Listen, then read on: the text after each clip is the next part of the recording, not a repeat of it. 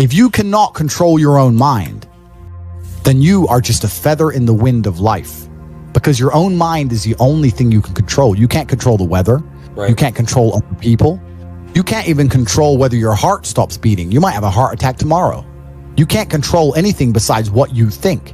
If you cannot control your own mind, then you go through life with zero control, zero influence. You can't control anything.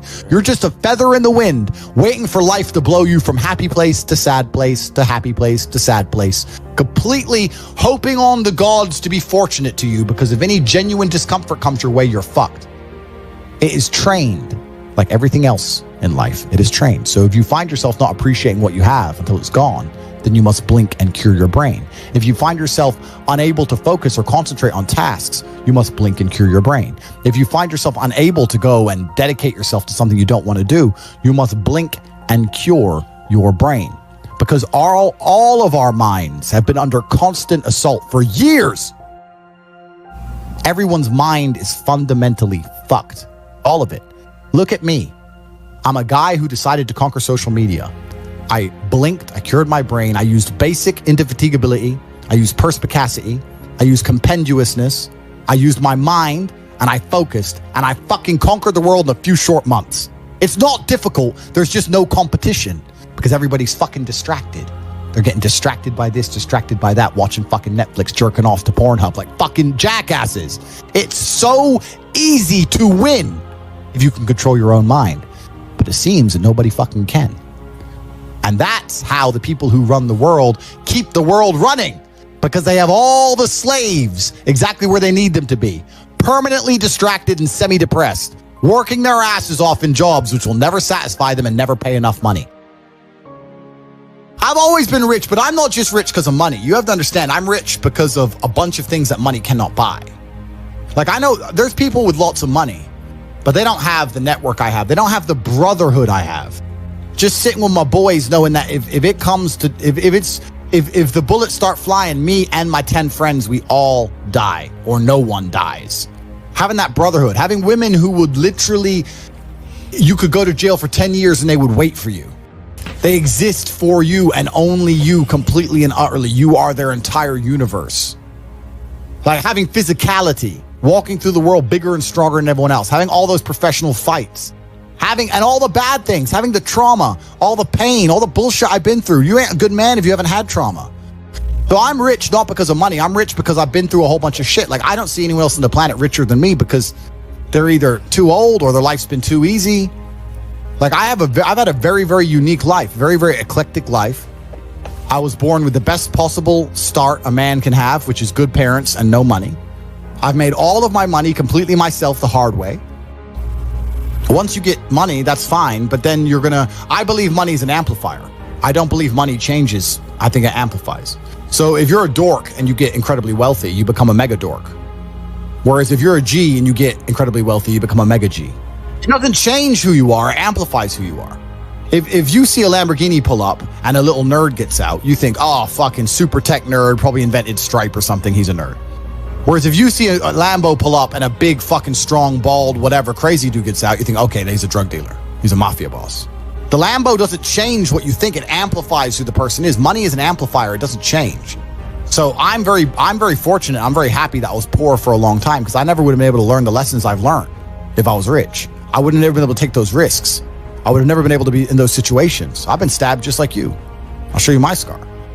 So I would never have been able to been put through hell if I had money. So I'm very glad I was poor for a very long time. And the reason I'm the richest person on the planet is not because of the amount of money I have, it's because of all the shit that happened to me when I was poor. The world has become exceptionally easy for a lot of men. It used to be a different place. Most men were cannon fodder. Most of us would have ended up in wars, dying for fucking no reason. Damn. Now we don't have to do that. So because we don't have to do that, men think it's okay to just become comfortable now. You're not supposed to be comfortable. You were never evolved to be comfortable. You're supposed to be uncomfortable. Right. And if you make yourself uncomfortable constructively, it's very easy to be anything you want. You talk about GTA, Grand Theft Auto. I know the game, but I've never played any of those games, but I find it amazing that people will sit there and spend all their time upgrading that character, making as much money as they can, getting the best guns, getting strong, getting some hoes, meeting important people, getting the best car. They'll do all that in a game, but they won't do it in real life. I find that incredible. Like, my life is GTA.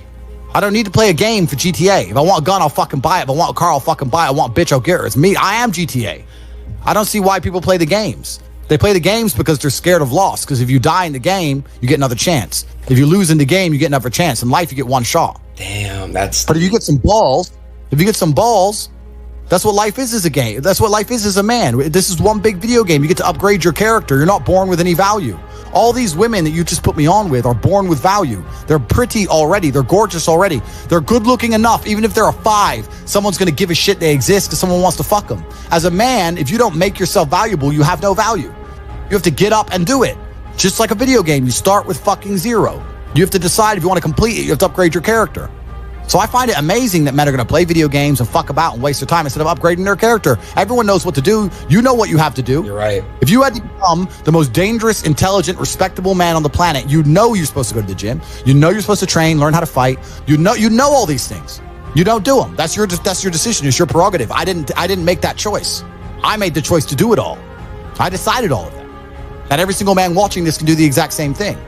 And me as a man, when I put myself through hell, when I have had such exacting, such stringent standards for myself, why would I then have less exacting, stringent standards on the people I meet? Damn. Why would I put myself through hell to be me and then meet someone who didn't put themselves through hell and then treat them like my equal? No, fuck you. I suffered when you didn't.